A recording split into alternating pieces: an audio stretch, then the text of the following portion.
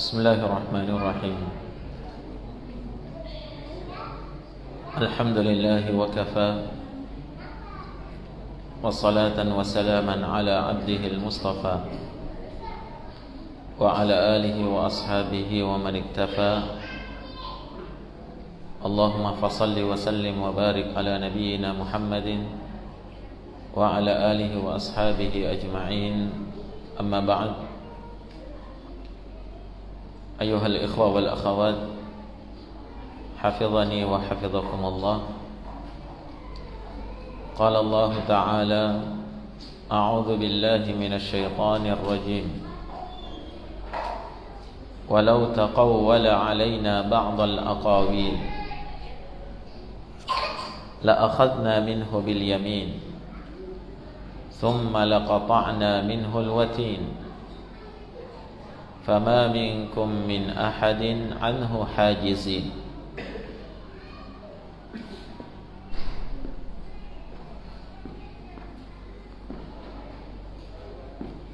Allah Subhanahu wa taala berfirman pada ayat yang ke-44 dari surah Al-Haqqah. Kata Allah Subhanahu wa taala, walau taqawwala 'alaina ba'dal aqawil. Jikalau seandainya Muhammad itu mengucapkan sebahagian ucapan yang mengada-ada atas kami, la akhadna minhu bil yamin, maka pasti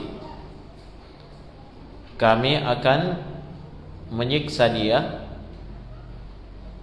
memberikan azab kepadanya dengan tangan kanan. Thumma laqata'na minhul watin, kemudian kami akan memutus urat al-watin.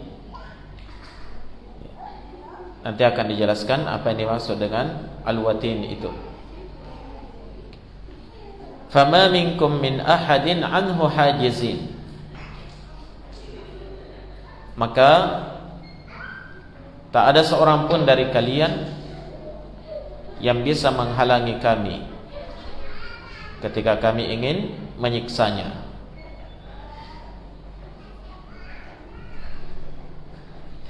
Baik, mari kita perhatikan pada ayat ini, masih berkaitan dengan ayat-ayat sebelumnya ya.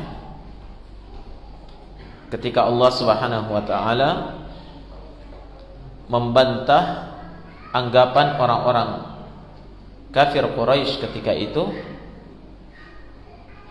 yang menuduh Nabi sallallahu alaihi wasallam ketika membacakan Al-Qur'an dan mengajarkan Al-Qur'an kepada mereka, dianggap Nabi sebagai apa? Penyair, tukang sihir, ya, dukun. Maka Allah membantah bahwa ucapan itu bukanlah ucapan penyair, bukan pula ucapan seorang dukun, ya, wala biqauli kahin, dan bukan ucapan seorang dukun. Nah, tapi dia adalah tanzilun min rabbil alamin, sesuatu yang benar-benar diturunkan dari Allah, Rabb alam semesta. Nah, oleh karena itu sahabat yang datang kepada Nabi sallallahu alaihi wasallam,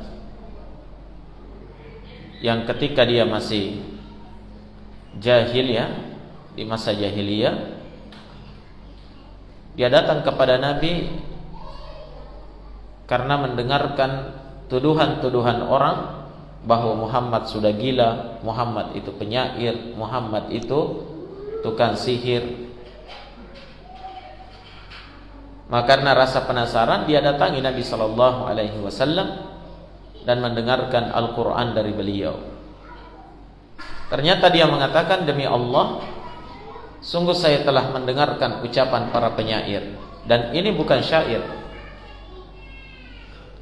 Dan saya telah banyak mendengarkan ucapan para dukun dan tukang sihir, dan ini bukan sihir.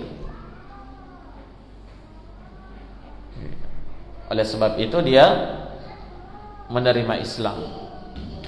Baik, masih rangkaian ya, bantahan terhadap orang-orang Quraisy, na'am, yang tidak mau percaya dengan Al-Quran, tidak mau menerima Al-Quran. Maka Allah berfirman, walau taqawwala alaina ba'dal aqawil. Jikalau seandainya Muhammad itu mengucapkan kalimat-kalimat yang mengada-ada atas kami, artinya bukan firman Allah, bukan wahyu dari Allah, tapi dia mengucapkan kalimat yang mengada-ada, yang dibuat, yang mengada-ada ya, yang dibuat ya, oleh hawa nafsunya sendiri, sesuai dengan pemikirannya sendiri. Kata Allah, la akhadna minhu bil yamin, pasti kami akan menyiksa dia ya. Pasti langsung disiksa oleh Allah. Tapi kenapa Allah tidak menyiksa? Bahkan Allah menurunkan pertolongannya kepada Nabi, menunjukkan apa yang beliau bawa itu bukan sesuatu yang dia ada-adakan. Nah, kalimat bil yamin di sini dengan kanan, ya, di sini ada dua penafsiran dari kalangan para ulama. Kata Imam Ibnu Katsir, qila, sebagian berpendapat maknahu lan taqamna minhu bil yamin li'annaha ashaddu fil batsh. Sebagian berpendapat, sebagian ulama ahli tafsir berpendapat bahwa makna bil yamin dengan tangan kanan, maksudnya kami akan memerangi dia dengan tangan kanan, karena tangan kanan itu lebih kuat dalam menggenggam. Waqila, dan sebagian juga berpendapat la akhadna bi yaminihi, pasti kami akan menyiksa dia dengan tangan kanannya, yakni diambil dengan tangan kanan Nabi sallallahu alaihi wasallam itu akan disiksa oleh Allah dimulai dari tangan kanan beliau, seperti itu. Ya, wallahu a'lam yang mana yang benar dari dua penafsiran ini. Yang jelas ini ancaman dari Allah. Ya, seandainya Nabi itu mengada-ada di dalam menyampaikan risalah, maka pasti sudah disiksa oleh Allah. Nah,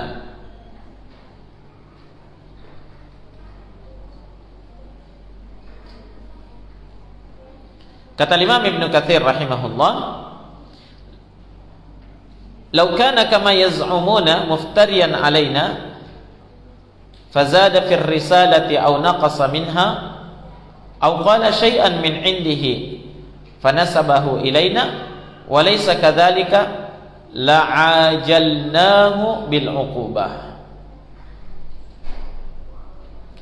Jikalau seandainya memang benar seperti apa yang mereka tuduhkan terhadap Nabi, seperti tuduhan mereka bahwasanya Muhammad itu muftariyan alaina, membuat-buat kedustaan atas nama kami, atas nama Allah, sehingga dia menambah-nambah di dalam risalahnya atau menguranginya, atau dia mengucapkan sesuatu dari dirinya sendiri kemudian dia sandarkan kepada kami, sementara tidak seperti itu, la'ajalnahu bil uqubah, pasti kami akan memberikan hukuman kepadanya sesegera mungkin. Jadi itu maksudnya ya, menurut keterangan Al-Imam Ibnu Katsir rahimahullah dalam tafsirnya. Jadi kami akan menghukum dia sesegera mungkin. Nah, bagaimana bentuk hukumannya? Itu tadi kami akan siksa dia dengan siksaan yang sangat keras, sampai-sampai dikatakan menggunakan tangan kanan, ya, atau melalui tangan kanannya Nabi. Selanjutnya, tsumma laqata'na minhul watin, kemudian pasti kami akan memutus urat al-watinnya. Apa itu al-watin?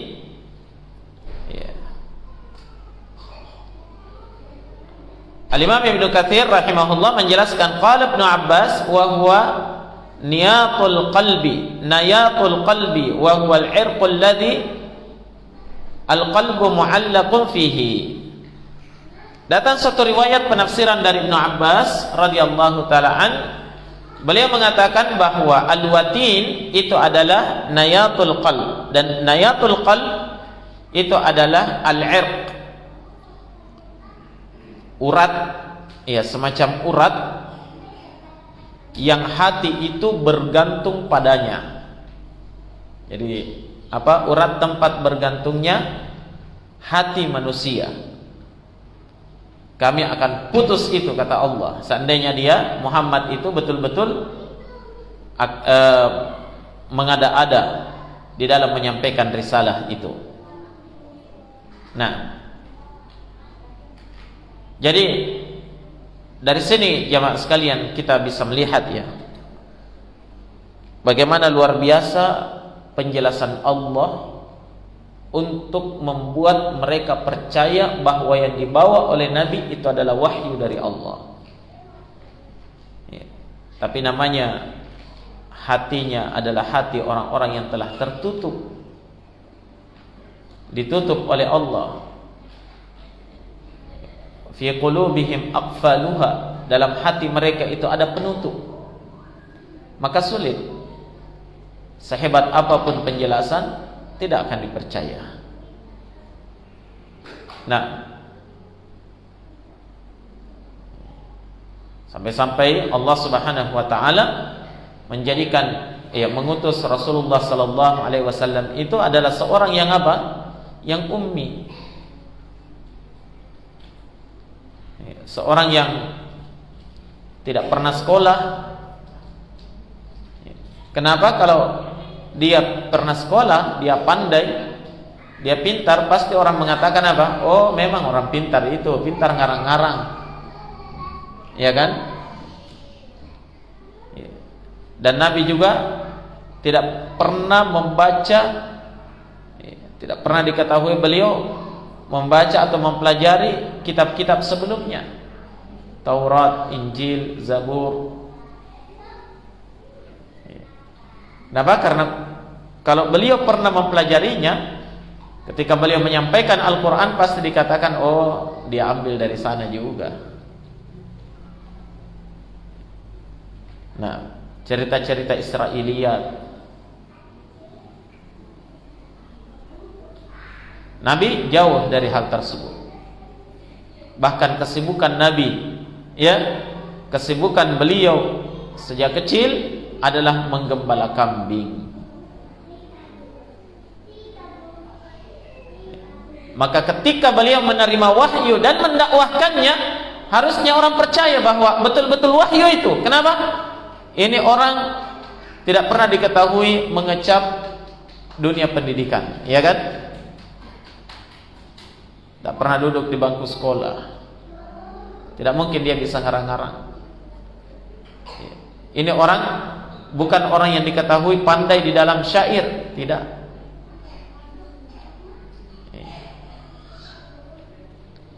Jadi sengaja Allah Subhanahu wa taala seperti itu supaya mereka yakin. Tapi bersamaan dengan itu, karena hati sudah tertutup, sulit mereka untuk percaya, mengimani bahwa Al-Quran itu kalamullah.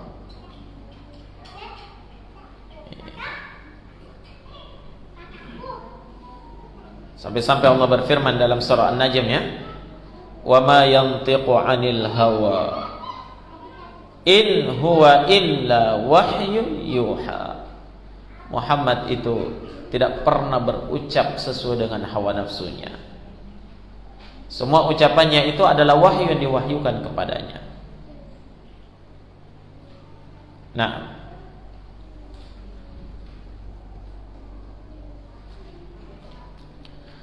dan diantara yang menunjukkan hal tersebut apa yang diterangkan oleh Allah di sini. Setelah Allah menerangkan bahwa Quran bukan ucapan penyair, Quran bukan ucapan tukang sihir, para dukun. Dia adalah sesuatu yang diturunkan oleh Allah. Seandainya Muhammad itu mengada-ada, dibuat-buat sendiri, maka pasti kami sudah menghukum dia dengan siksaan yang sangat keras. Kami akan putus uratnya, tempat bergantungnya apa? Hatinya. Kalau itu sudah putus, kira-kira masih ada yang bisa hidup. Siksaan yang luar biasa dari Allah Subhanahu wa taala. Ancaman keras ya, seandainya Nabi seperti itu. Tapi tidak, kenyataannya beliau itu baik-baik saja. Kemudian kata Allah Subhanahu wa taala, "Fama minkum min ahadin anhu hajizin." Maka kapan kami sudah menurunkan iqab, hukuman dalam bentuk siksaan kepada Muhammad, maka tidak ada seorang pun dari kalian yang mampu menghalangi kami dari melakukan iqab terhadap Muhammad. Tidak ada yang bisa menghalangi Allah jika Allah ingin menyiksa. Kan begitu ya?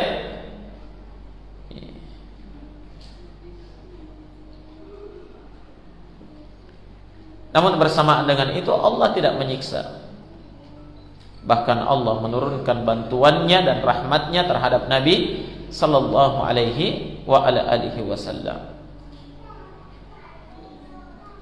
Nah, dalam beberapa peperangan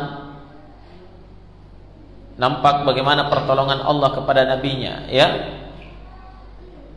Luar biasa. Di perang Badar Allah mengutus 1000 malaikat membantu beliau untuk membuktikan kepada bangsa Arab ketika itu bahwa Muhammad dan para sahabatnya itu tidak bisa dipandang sebelah mata.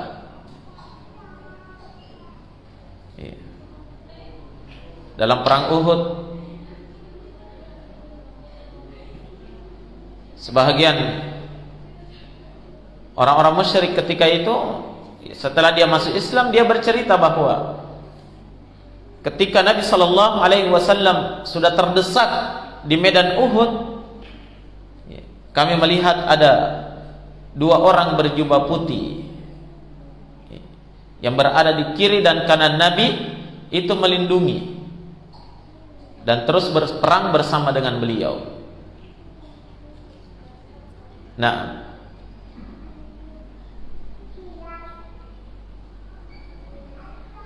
turun pertolongan Allah kepada Nabi. Seandainya apa yang dibawa oleh beliau itu adalah dusta,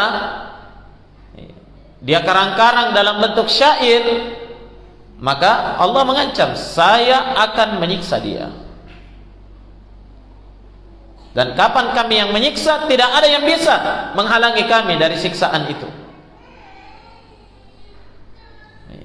Fama minkum min ahadin anhu hajizin. Maka tidak ada seorang pun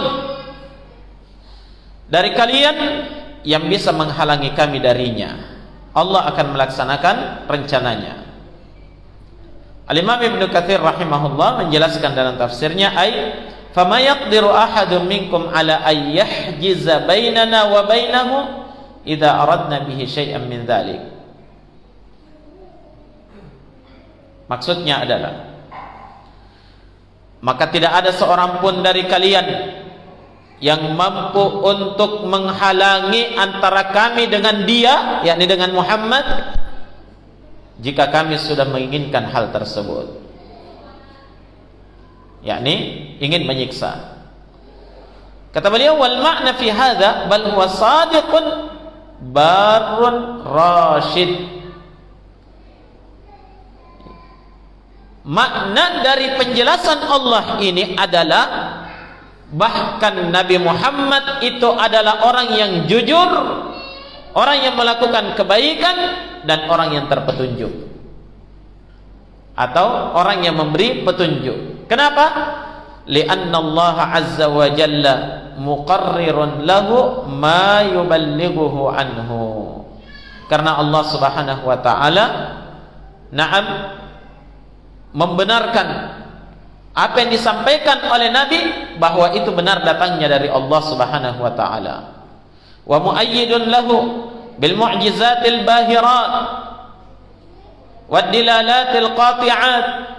Dan Allah subhanahu wa ta'ala memperkuat beliau dengan mukjizat-mukjizat yang nampak dan dalil-dalil yang pasti. Bukan siksaan yang didatangkan kepada Nabi, bukan kebinasaan yang dialami oleh Nabi sallallahu alaihi wasallam, bahkan sebaliknya, beliau adalah orang yang selalu tertolong dan diberikan mukjizat oleh Allah Subhanahu wa taala. Ini semua dalil yang menunjukkan apa? Kebenaran beliau, bahwa apa yang disampaikan oleh Nabi benar datangnya dari Allah. Allah perkuat beliau dengan mukjizat. Mukjizat terbesarnya Nabi adalah Al-Quran itu sendiri. Dari sejak diturunkannya Al-Quran sampai sekarang, itu tidak ada dari kalangan orang-orang musyrikin, orang-orang kufar yang bisa menandingi kehebatan sastra Al-Quran. Itu adalah mukjizat terbesarnya Nabi sallallahu alaihi wasallam. Kemudian didukung dengan mukjizat-mukjizat yang lain. Ketika orang-orang Quraisy menantang Nabi sallallahu alaihi wasallam, kalau kamu memang benar utusan Allah, maka coba perlihatkan kepada kami kehebatanmu. Coba kamu belah itu bulan. Coba kamu belah bulan. Maka Nabi berdoa kepada Allah Subhanahu wa taala untuk membuktikan kekuasaannya, maka tiba-tiba bulan itu terbelah. Jangan disangka terbelahnya bulan cuma retak sedikit saja seperti ini. Tapi terbelahnya bulan itu setengah di atas gunung ini dan setengahnya lagi di atas gunung sana. Nah, sampai disaksikan oleh orang-orang yang melakukan perjalanan jauh. Mereka heran, kenapa malam ini bulannya setengah saja? Setengah saja mereka lihat. Ternyata setengahnya ada di sana. Kalau sekarang kita berjalan gimana? Bulannya selalu ada dimanapun kita berjalan, kan begitu ya? Ketika itu benar-benar bulan itu terbelah. Salah satu belahannya, setengahnya bulan itu berada di atas gunung Qaiqa'an.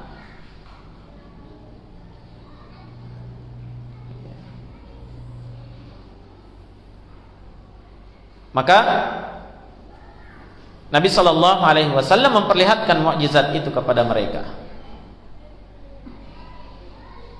Nabi sallallahu alaihi wasallam terkadang memperlihatkan mukjizat dari Allah Subhanahu wa taala ketika dalam kondisi masa-masa yang sangat kekurangan kaum muslimin, kelaparan, maka terkadang Nabi sallallahu alaihi wasallam memberi minum kepada para sahabatnya satu cangkir susu, diminum oleh hampir 100 orang sahabat, tidak habis. Nah, ini dialami oleh Abu Hurairah radhiyallahu taala anhu ketika beliau dalam keadaan lapar yang luar biasa, sampai beliau mengikat, memasukkan batu dalam ikat pinggangnya untuk mengganjal rasa laparnya. Nah, Abu Hurairah duduk di pinggir jalan yang dilalui oleh manusia ke masjid, tapi tidak ada orang yang peka dengan kondisi Abu Hurairah. Tidak ada orang yang peka bahwa beliau kelaparan. Ternyata hanya Nabi yang faham bahwa Abu Hurairah sementara kelaparan. Maka Nabi sallallahu alaihi wasallam panggil Abu Hurairah, "Ya Abu Hurairah, ta'al." Wahai Abu Hurairah, ayo. Jalan berkunjung ke rumah salah seorang sahabat, dan sahabat itu menyuguhkan kepada Nabi secangkir apa? Susu, satu mug, ya. Cangkir besar susu kambing. Hanya itu. Abu Hurairah merasa, wah, kita akan minum susu hari ini dalam keadaan lapar. Tapi ternyata Nabi katakan kepada Abu Hurairah, "Ya Abu Hurairah, panggil semua ahlu suffah yang ada di masjid." Yang ketika itu ahlu suffah, sebutkan dalam salah satu riwayat, saat itu berjumlah 80 orang lebih. Dalam hati Abu Hurairah, saya sendiri saja tidak kenyang ini, harus panggil 80 orang. Tapi Abu Hurairah tidak banyak tanya. Beliau langsung berjalan ke masjid, panggil semua ahlu suffah, dipanggil oleh Nabi minum susu. Ya, setelah mereka hadir, kata Nabi, "Wahai Abu Hurairah," ya, diberikan satu mud itu setelah Nabi doakan, ya, "Wahai Abu Hurairah, beri minum kepada mereka." Diberi minum satu persatu sampai kenyang. Ya, semuanya minum sampai puas. Ya, sampai selesai 80 orang. Susunya belum berkurang. Nah, kemudian kata Nabi, "Ishrab ya Abu Hurairah." Minum wahai Abu Hurairah. Kata Abu Hurairah, saya pun minum. Setelah itu saya serahkan kepada Nabi. Kata Nabi, "Minum lagi." Ya, diminum lagi Abu Hurairah. Diserahkan, kata Nabi, "Minum lagi." Diminum lagi oleh Abu Hurairah. Kata Abu Hurairah, "Ya Nabi, ya Rasul, tidak ada lagi tempatnya." Ya, soalnya tidak bawa lambung cadangan ya. Setelah itu baru Nabi ambil dan beliau minum sampai habis. Mukjizat demi mukjizat diperlihatkan oleh Allah kepada Nabi sallallahu alaihi wa ala alihi wasallam. Nah, namun ikhwani fillah, orang-orang yang telah tertutup hatinya seperti itu, apapun yang diperlihatkan kepada mereka, maka tidak akan bisa menerima. Nah, oleh karena itu ikhwani fillah, bersyukurlah ketika Allah tunjukkan kita kepada Islam, mau menerima Al-Quran dan meyakini akan kebenarannya dan menjadikannya sebagai pedoman di dalam kehidupan kita. Itulah nikmat terbesar. Coba bayangkan orang-orang musyrikin dahulu, dijelaskan sedemikian rupa belum percaya. Iya. Walaupun sedikit demi sedikit, ya, ada di antara mereka yang percaya dan tertarik untuk menerima al-Islam. Nah, maka ini adalah nikmat terbesar ketika Allah Subhanahu wa taala menunjukkan kita kepada al-Islam.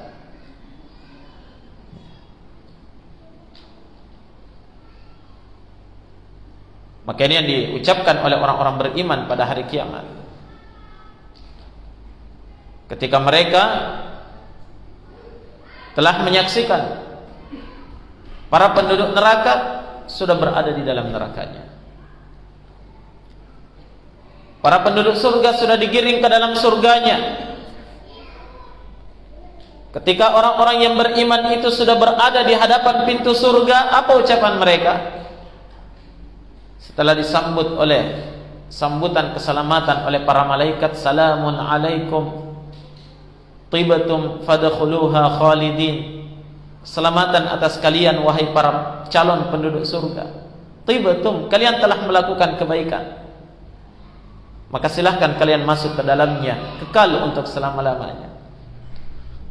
Ketika itu penduduk surga mengatakan apa? Disebutkan oleh Allah dalam Al-Quran, wa qalu alhamdulillahilladzi hadana li hadza wa ma kunna linahtadiya laula an hadanallah. Dan mereka pun berkata, segala puji bagi Allah yang telah menunjukkan kami kepada perkara ini, menunjukkan kami kepada jalan-jalan hidayah, menunjukkan kami kepada Islam dan syariat yang mulia ini, menunjukkan kami kepada Al-Quran. Segala puji bagi Allah yang ketika di dunia memberikan petunjuk kepada kami, melapangkan dada kami untuk menerima Al-Quran. Dan kata mereka, wa ma kunna linahtadiya laula an hadanallah.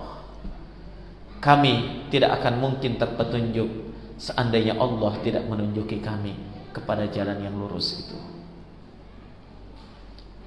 Kami tidak akan selamat seandainya Allah tidak tunjuki. Nah, sekali lagi ikhwan, ini adalah nikmat terbesar yang wajib untuk kita syukuri dalam kehidupan ini. Ketika Allah tunjukkan kita kepada Al-Quran, terlebih lagi Allah tunjukkan kepada kita untuk mempelajari Quran dan sunnah Rasulullah sallallahu alaihi wasallam. Kemudian Allah berikan kekuatan kepada kita mengikuti apa yang diperintahkan dan meninggalkan setiap yang dilarang, maka itu adalah nikmat yang terbesar. Ketika kita sadar itu adalah nikmat yang terbesar, orang yang beriman, orang yang bersyukur tidak akan sudi menukar nikmat hidayah ini dengan sesuatu yang sangat sedikit dari kesenangan-kesenangan dunia. Baik, sekira cukup dulu. Naktafi bihadzal qadar. Subhanakallahumma bihamdik, asyhadu an la ilaha illa anta, astaghfiruka wa atubu ilaik. Walhamdulillahi rabbil alamin. Tafaddalu.